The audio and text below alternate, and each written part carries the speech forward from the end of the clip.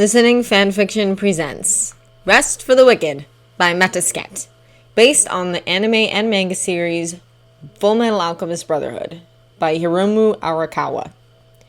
Narrated for you by Sierra Feast. You can always tell it's Sunday by the yelling from the Elric house. I don't mean to say there isn't yelling coming from the Elric house on a normal day, because there is, but I think they make a special effort on Sunday. Every Sunday. They're reliable that way. Mom generally thinks they're unreliable. Then again, Mom doesn't trust anyone who's ever left reasonable. Flighty, she says. She doesn't like the Winry situation either, but she doesn't really know what the Winry situation is. No one does. She with them?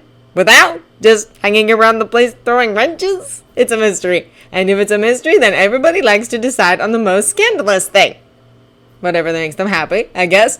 Ed and Winry haven't noticed, and Al thinks it's funny, so no, I'm done. Maybe they are flighty, the Elrics. It's hard to tell. It could be that by their own standards, they're totally dependable. Whatever counts as dependable for people who think nothing of running off the Jing on a wing's notice. So they may be reliable, but sometimes it seems like they do things on purpose just to be confusing. Today, the shouting must really be something, because when I get within sight of the house, I can see the owls outside. Usually, Al likes to watch and laugh. He's brave. But now he's sitting out front and doing that thing where he touches things. Al gets on these kicks where he sits really, really still, and he just touches things. Rocks and leaves. He runs dirt through his fingers. He rubs the material of his jacket. He can do this for hours, and nobody can ask him a thing about it, because every time someone starts to act like they might, Ed gets that big brother face. Leave my little brother alone or I'll slap someone. That kind of face. No one wants to test Ed when he gets like that. All I can think is that being in that armor for so long bothered Al a lot. And if it bothered him so much, I guess I don't know why he stayed in it.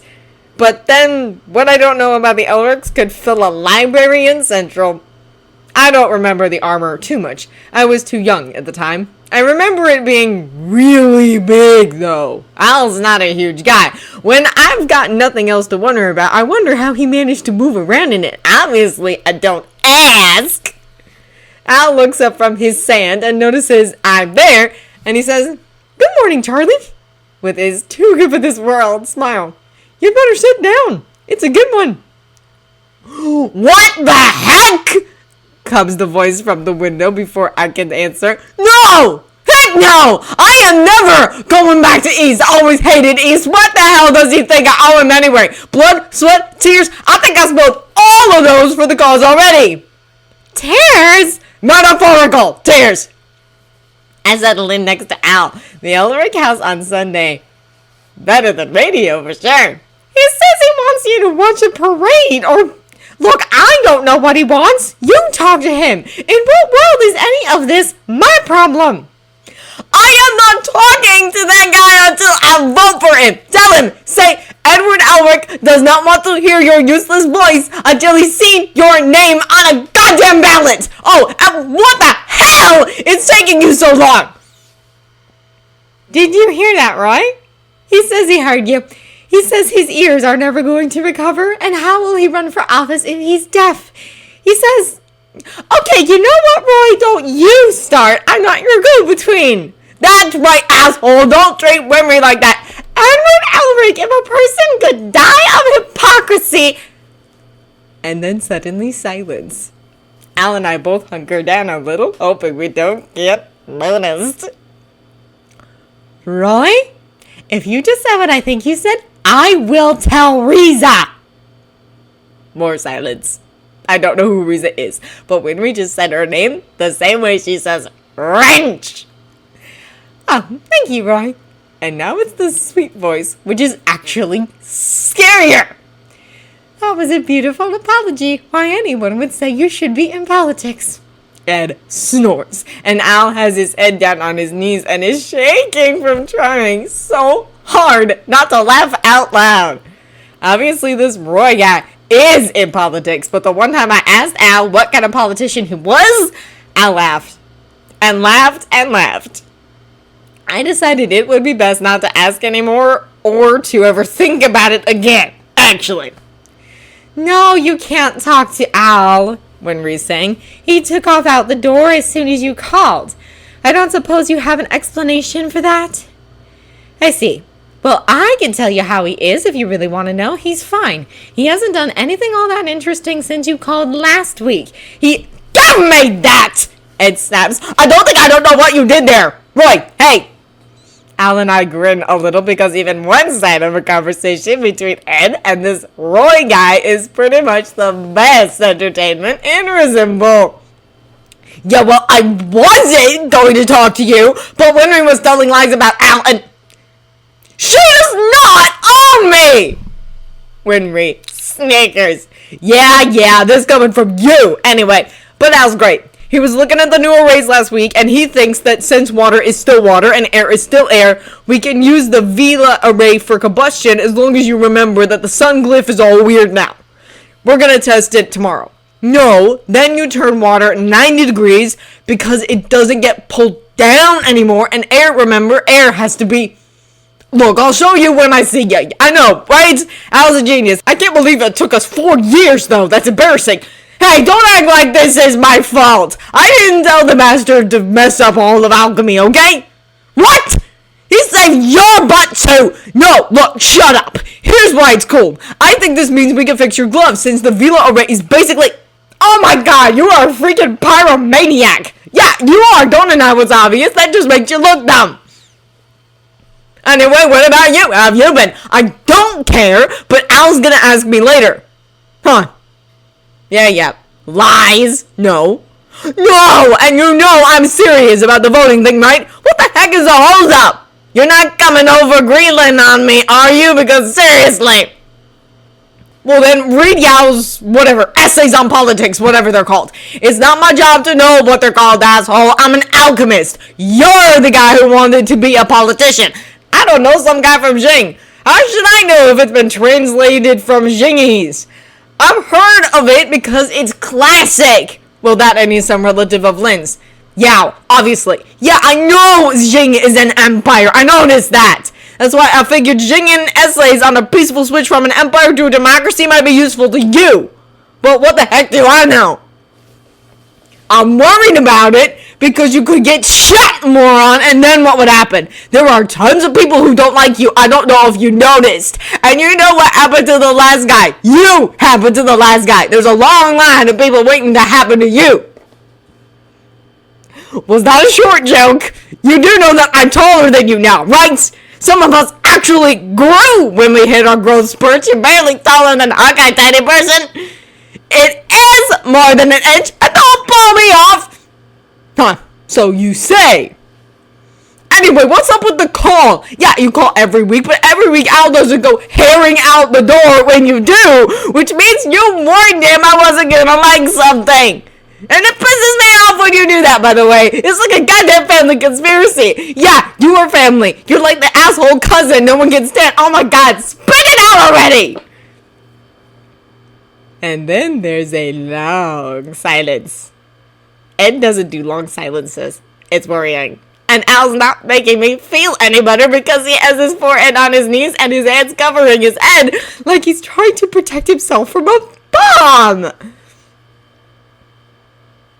Uh-huh, Ed says neutrally. Al hunches smaller. What's he saying, Ed? Winry asks. Even she sounds worried. She never sounds worried. It's nothing. He's just being a... Yeah, I heard you, Roy. What do I think about it? I don't know. What am I supposed to think about it? That it's weird that you're naming buildings after me? That you're obviously crazier than I realized? I guess it's cool that you were building First Branch. It took you long enough. There was kind of no point to Central without it. Whatever. Sheska will be happy.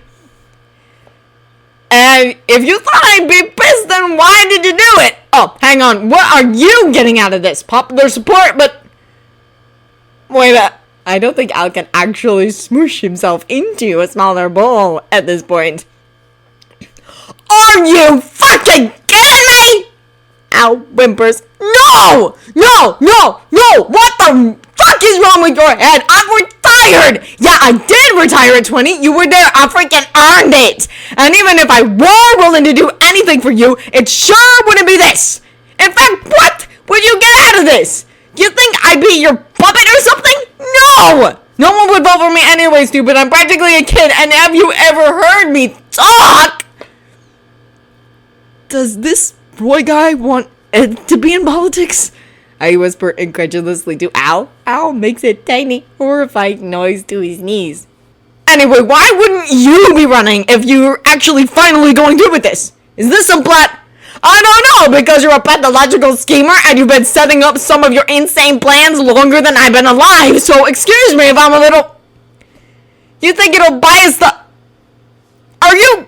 Oh my god, read your yow! Idealism is only cute when it's not stupid, Roy. Yeah, you're being stupid, and I know Hawkeye told you not to call me about this. Yeah, that's what I thought. Give the phone to Hawkeye. Why? Because you've lost your goddamn mind and it's a waste of my time talking to you, that's why. Anyway, Hawkeye has your life scheduled out until you die and you don't even know where you're going to be tomorrow. Oh yeah? So where are you going to be tomorrow? Central? Wait, was that a correction I heard behind you? Because I'm pretty sure I heard... Hawkeye, hey, has he really lost it or is he just messing with me? He's lost it. Did you explain to him that... Man, I don't have time for this. I have research to do. Did he not notice that we're relearning basic alchemy right now? What the heck is this? Midlife crisis? Do I need to, I don't know, blow something up someplace urban to remind him what I'm like? Uh-huh. You think? Okay. East? Is this all some freaky punishment for not wanting to go east in the first place? No, I'll do it. Yeah, definitely. And I'm gonna have Link send him a translation of this political book some Yao guy wrote, so make sure he reads it, okay? No, I didn't read it, but Greenland, you know, spent like an hour angsting to me over whether Jing shouldn't embrace the voice of the people after he read it, so I figure it must be awesome. So, okay, I'll go tell Al. Thanks, okay. I want to talk to Risa. Oh, hang on, Winry wants to talk, yeah. So, yep. Risa, have you been? Oh, I'm fine. Well, as much as can be expected, but with whatever that was all about. What was that all about? You know Ed can't tell a story. Hi! I can tell a story! Really? I've never seen you try. Now get out. Go find Al. I'm talking to Risa. Feet stomp, doors slam, and Ed's definitely making his way toward us. Al carefully straightens up and fixes his face so that he looks like he hasn't heard a single thing and is as innocent as the day is long besides. It's downright unsettling how he does that. When Ed bursts out the front door, Al looks up at him with polite interest and nothing else. It's too bad I'm not as good at this as Al is. Oh my god, creepy stalker kid, Ed says when he spots me. What the hell are you doing in front of my house? Again! He always tells me to come over on Sunday, and then he always calls me a creepy stalker kid when I do. It's a quirk of his. He keeps me company, Ed, Al says with mild amusement, which is how he usually talks to Ed, unless he's being fond or pissed. You never know that 5 minutes ago, he was practically hiding under the porch. Oh yeah, Ed says with wide, disbelieving eyes. Keeping you company? What about last week? And the week before that? What about last month, huh? When I found him hiding in the bushes outside Winry's. You were hiding in the bushes? Al asks, aiming that mild amusement at me. He told me to come to Winry's, I explained. And then he was an hour late, so I fell asleep in the bushes by the front door. Call her Miss Rockbell, stalker kid, Ed instructs me. Call me Winry, drips the voice from the house. Don't listen to her, kid. She doesn't know what she wants. Where's the nearest wrench, Edward? Shit. Ed nudges out of the doorway just before a wrench flies through it. You are going to kill me someday, you psychotic woman! At least I can console myself in my grief with the knowledge that you had it coming! Sorry, Risa, you were saying? Her voice fades away, but everybody knows she's still listening. She can listen to 3 conversations at once over great distances, no trouble. Somehow it seems like cheating. Anyway, Ed says, carefully closing the door and making sure he's not in throwing range of any open windows. I guess you know about this already, Al. Knew about what? Al asks, and Ed and I both stare at him. After a second, Ed shakes his head in disbelief. Okay, so I knew, Al admits, and Ed rolls his eyes. So tell me, Ed demands. has he just lost it? Hawkeye says he's having an insecurity attack. I think he's getting soft in the head with age. What do you think? You always claim to understand him. Ed sighing glances over at me, then back at Edward. He had to figure it out sometime, Ed says, shrugging impatiently. I was starting to wonder if it was stupid it's taking him so long. Hey, stalker kid, Roy's last name is Mustang. That was pretty much what I was afraid of when I stopped asking questions. See, I don't think I could explain something like that to Ed, though. Ed always wants to know everything. Mustang? Fuhrer? Mustang? Al gives me an encouraging smile. It's a bad sign when Al tries to be encouraging. I turn and stare at Ed and think of all the reasons I was really hoping the guy on the phone wasn't the Fuhrer. You called the Fuhrer an asshole, I point out. That's high up there on their list of reasons.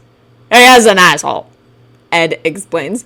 You call the Fuhrer an asshole every week. And he is an asshole every week. Funny how that works. There are other reasons. Roy calls Ed every week. Ed treats Roy like an idiot. Winry treats Roy like an annoying older brother. They all agree that Roy's a pyromaniac. And so on. I'm pretty sure I don't want to hear what Ed has to say about any of those things, though, so I'm just gonna skip them. The Fuhrer wants you to run for something? President of a mistress, kid. Okay, that was unexpected. Although I admit it's really, really cool that he's finally getting around to making that an elected position. He's made everything else an elected position by now, bastard. I should probably stop staring. It's getting rude by now. Hey, don't make the face at me, kid. I'm not the crazy one here. Ow! Brother, I don't think you understand how much he actually listens to you, Al says, sounding tired of this talk already. Winry and I once made a game of how many of the new laws we could pick out as being something you said on a Sunday, only with the swearing taken out. I'm telling you, many of the laws. Edward Elric is controlling my country. If Mom knew this, we would be living in Drachma. What the hell is he doing listening to me? Ed's asking resentfully. Mom would agree.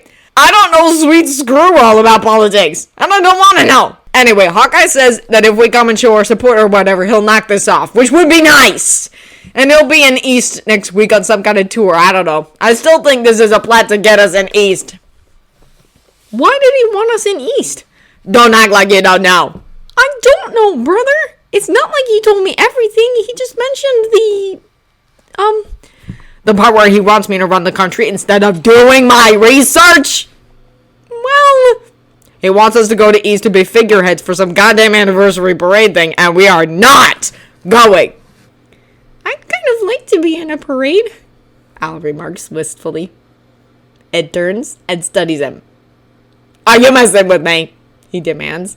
How is it, brother mine, that you never had to ask the armor that question? The armor couldn't distract me with its lying face, that's why. I don't have a lying face, Al says, even though he kinda does. You do have a lying face, Ed insists. I don't. You do. Don't fight, comes the ominous voice from inside the house. Ed and I'll go quiet. It's the power of the wrench. If we're going to be East anyway, we might as well be in the parade, Al says finally in a calm, reasoned tone. Or I would shoot Roy myself before I let him put me in a parade. Ed replies in an equally calm tone. You would like being in a parade, brother. You just don't know yourself. I know that I hate being stared at. Obviously, I'm going to hate a parade. They would be staring at you with love and admiration, brother. You liked it when we were being bait for Scar and everyone was staring then. You'd like a parade, trust me. Trust you. Trust you. I run away when Roy calls traitor. Should I come back next week? I ask because this is looking like it could go on all day. Oh yeah, sorry, can I guess that'd be... No, you can't come back next week. I'm gonna be in Easton. Winry! I'm talking to Riza!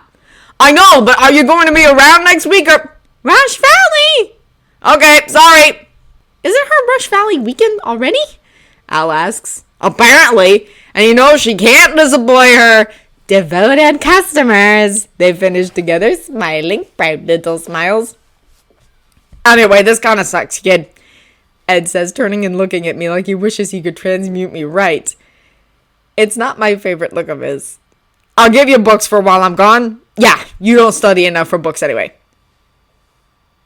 You said that was because all the books were wrong, teacher. I point out. Ah, don't call me teacher! He yelps and he and Al both give a little shiver. God, it reminds me of my teacher. Gives me nightmares. But it's weird to call him Ed when he's being teachy. It's disrespectful or something. Not that argument's ever gotten me anywhere with Ed. But this is an okay book, Ed's saying. It's new. I know the guy who wrote it. It'll be okay. Ed wrote it, Al explains, dodging when Ed tries to kick him. When did you have time to write a book? I ask. I'm starting to feel like what little I thought I knew about the Elrics was actually all wrong. Or at least really, really incomplete. I thought they were just crazy alchemists who had gotten up to crazy things and gone to crazy places. Really good alchemists, but still. And then it turns out that Ed wrote a book on the sly. Ed knows the Fuhrer. The Fuhrer listens to Ed all the time. The Fuhrer wants Ed to be president and run the country. Al and Winry both chat with the Fuhrer every week and don't think this is in any way a big deal. I swear they're confusing on purpose. I don't know, I made time. Ed says uncomfortably. Is he being shy? Is the world ending? Anyway, he continues gruffly. I'm going to get your book and stuff, and then you can leave since we're just gonna spend the rest of the day sorting this out. Okay? Okay, I answer, maybe sounding kind of dazed, and Ed disappears into the house like lightning. Or like a really embarrassed person. He wrote a book? I ask Al blankly, and Al laughs. In the chapters where he managed not to inject his opinion, it's actually really professional. Al tells me with that same proud smile he had when they were talking about Winry's customers. I think the opinion chapters may be more worth reading, though. Brother formed those opinions based on a lot of experience, after all. You guys know the Fuhrer? If I get out anything but questions for the next week, it'll be amazing. Roy was Ed's commanding officer back in the old days, Al says, and that's the end of that conversation. The old days. The Elrics don't talk about the old days. Not ever. Not to anyone. It's funny. I don't talk about the old days either. They still know everything about me, though. It comes of staying in one place all my life while they kept moving. I don't need to talk about anything. Everyone saw everything. Everyone saw my little sister die when I was 12, and everyone saw me refuse to leave the graveyard for 2 days until Ed dragged me out. Everyone saw that Ed started teaching me after that. Doesn't mean that anyone knows why. Sometimes I think I don't even know why. But maybe I do. The Elrics seem to know a lot of stories about trying to bring people back from the dead. They know a lot of stories about nothing coming back, but lots of people dying, or something coming back, but not the right person, or maybe the right person made all wrong. They tell me a lot of those stories. I guess I do know why. Sometimes I wonder if they've told me every story they know except the one. They don't talk about the old days. They'll answer questions about right now, though. Is Ed really going to be the president, Al? I ask, and the day's been surreal enough that I have no idea what the answer is going to be. No, Al says, getting his version of the don't mess with my brother look. It doesn't show as often as Ed's does. Maybe that's why it's so scary. Roy seems to have forgotten that Ed paid all of his debts, and then some. I'll have to remind him about equivalent exchange. Fuhrer or not, I have to feel bad for anyone Al makes that face at. So you and the Fuhrer, you think that Ed could do this? Be president? I mean, he really doesn't like politics. You think he could do it anyway? Al looks at me like I just asked if the sun could rise in the east. My brother can do anything, he says blankly with perfect little kid faith. Only he's not a little kid. He's Al. And usually Al questions everything. Okay, Ed says, and I jump about a foot because he appeared behind me. Again, I hate it when he does that. We'll be back in, I don't know, like a week, maybe 2. So when we get back, come ask me questions about the book or whatever. And Winry's not leaving for Rush Valley for a couple days, so if you've got any questions while she's here, you can ask her. She's picked up a lot of theory from hanging around with us. Just don't expect her to transmute anything, okay? Yeah, okay, I say, feeling like the world's gone all screwy. Right. So why are you still here? Get lost, go home. See ya. Right. I stagger to my feet and look down at Al, who's wearing an innocent face that I don't believe for a second. I look up at Ed, who's raising an eyebrow at me like I'm starting to piss him off. Have a good trip, I say. What could possibly go wrong? Al mutters, not really to me, and this time Ed makes contact when he kicks. I walk off and leave them to it. I have enough to wrap my head around as it is. Edward Elric is some kind of advisor to the Fuhrer. Important people want him to run the country. He's practically controlling my home. In a really weird way. I guess I feel good about that. Now I just need to keep Mom from finding out. End of Rest for the Wicked by Metascat. If you enjoyed this recording or the content, feel free to leave a comment below, a comment at the original story from the link in the descriptions, or subscribe for the new content published every day.